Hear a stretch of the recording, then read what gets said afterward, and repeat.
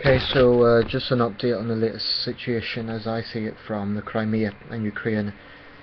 Um, Firstly, the good news is that there's been no actual violence has broken out in the sense of no more deaths have been reported. No deaths have been reported so far from Crimea.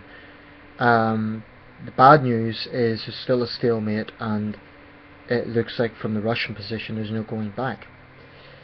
It seems to me that this is a stalemate situation now because it seems almost impossible for Ukraine to get Crimea back. The Paralympics are going on right now, and I don't know if any of you watched the opening ceremony, but there was a lone Ukrainian athlete who made a symbolic message. He was the sole representative who done the athletes' procession, and he just went in looking very solemn, carrying the flag. And actually the Ukraine team's quite big, I believe it's 23 people, but they agreed among themselves that they would make this symbolic message. Apparently they would have been disqualified if they made an overtly political message, but that said it all without any words or any posters or anything. And there was a huge applause from the Ukrainian people in the audience. So Putin has, as I understand it, agreed that there'll be no more escalation so long as the Paralympics are going on. But, you know, this whole thing escalated just after the Olympics ended in Sochi. So I do wonder, is Putin just biding his time until the Paralympics are out of the way and then this will escalate again? I say it hasn't escalated, but that doesn't mean there hasn't been any tense situations in the last few days. There's still, I believe a few days ago, the Turkish Air Force scrambled their jets when Russia infiltrated their airspace along the Black Sea coast. Turkey's not far away from this. It's not inconceivable that it, as another major power in the area, could get involved. I'd like to focus on a few of the Russian claims, which is their justification for being in the Crimea.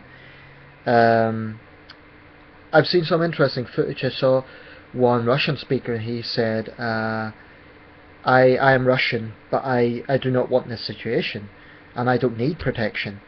Now, we've been seeing a lot of Russians saying that they welcome the Russian troops, but this one man was saying, I'm a Russian speaker, I'm also a Ukrainian citizen, I don't need this situation, I don't need these people coming in to protect me. There's claims and counterclaims working both ways, and there are, you know, it's pretty clear from, if you've been watching my videos, that I'm pro-Ukrainian, and that remains my position. I believe Russia is in the wrong here. That doesn't mean I'm uncritical of the Ukrainian side. For example, Yabloko, I think that's how it's pronounced, is a far-right group that is operating in Ukraine. They do have quite a lot of influence, and one of their people's running for president on, I believe it's May the 25th. However, what Russia has done is portrayed all the Ukrainian Yanukovych opposition as being far-right fascist thugs. It's unfortunate that there is that element, but you can get far-right elements in every country, and when a country has went through a period of turmoil, as Ukraine just has, then of course the far-right is going to rear its ugly head. I guarantee you, if the same thing happened in Britain, if there was a situation whereby protesters were gunned down in the streets by a very corrupt government, as was the situation in Ukraine, in the Euromaidan, then of course the far right would rear its head. Of course the BNP would say, oh look, we were right all along, etc. This is always what happens when turmoil engulfs a country. So for Putin to use this as propaganda and say that the entire anti-Yanukovych faction in Ukraine are far-right thugs is just a gross distortion of the situation.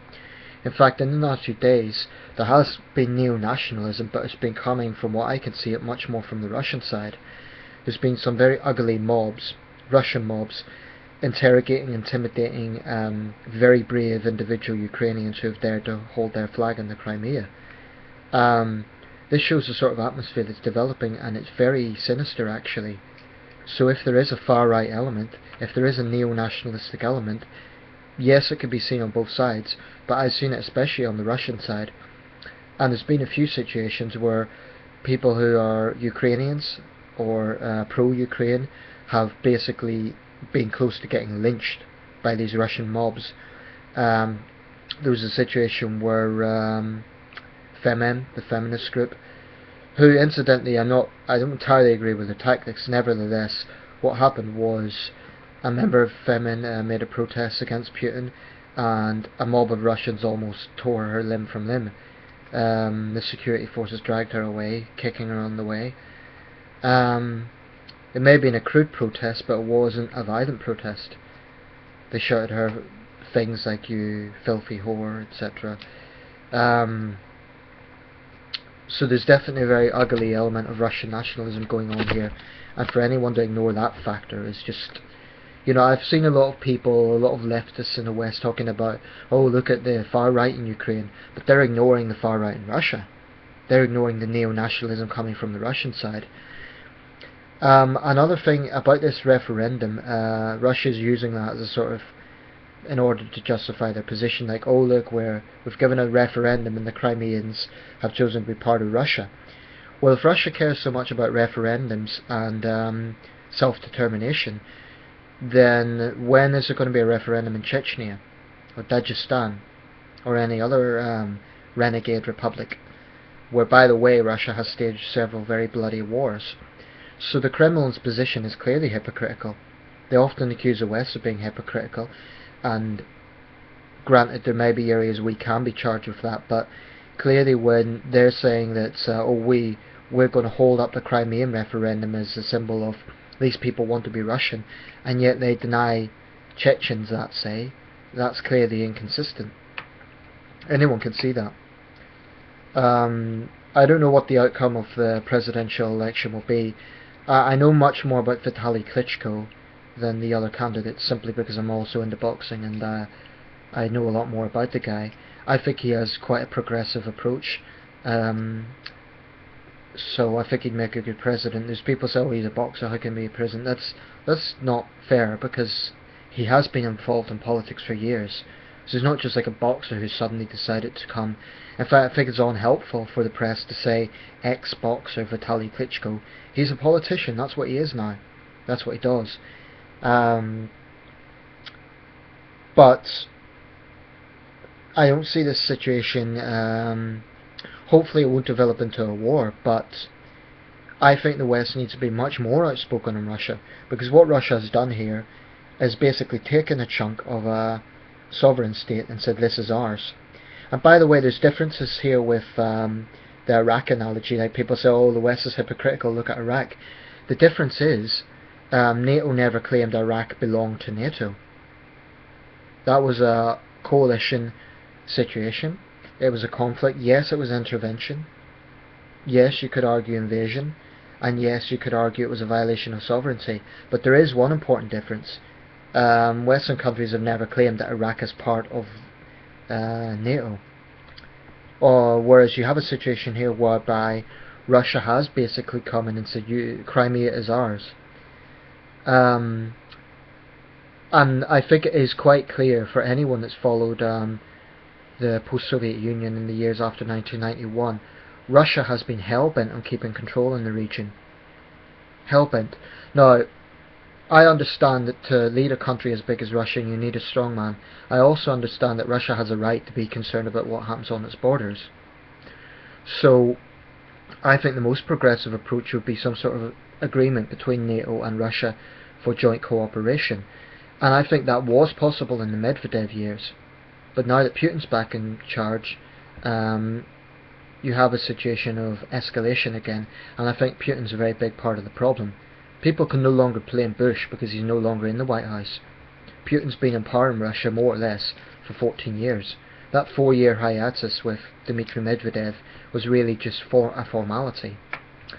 The Medvedev years did seem to be much more progressive. Now, clearly that wasn't Obama's fault because Obama's still president, so the issue here lies with Putin and the character of Putin. It's Putin that's escalated this situation. It's Putin that's invaded a sovereign state and claimed that part of it belongs to Russia. Yes, I'm aware that that referendum's taken place, but this constant rhetoric about it's a need to protect Russians. How about protecting Ukrainians in Crimea? How about Tatars in Crimea? What's the future for these people? You know, the Russians are saying they need to protect Russians, but what assurances are they giving to minorities in Crimea? I haven't seen any so far, and what I have seen is that Russian troops have blocked international observers. Now, I make a simple argument here. If Russia has nothing to hide, why are they blocking international observers? Why are international observers finding themselves harassed as they try to enter the Crimea to gauge the situation? So these are all very important questions. It remains a stalemate, and I think it's going to remain that way for some time. Hopefully it won't descend into a war, but even if it doesn't, this has still caused a serious rift in East-West relations, and Putin has to take a great deal of responsibility for that.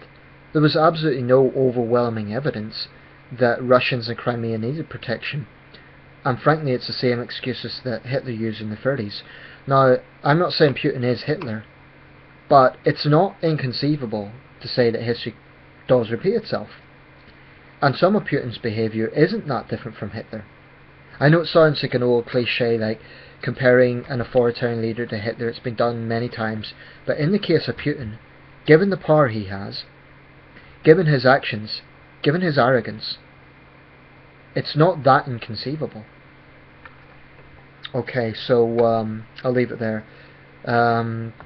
Be sure to watch my updates on this. I just think Russia is isolating itself on the world stage in terms of its actions. Okay, thanks for watching.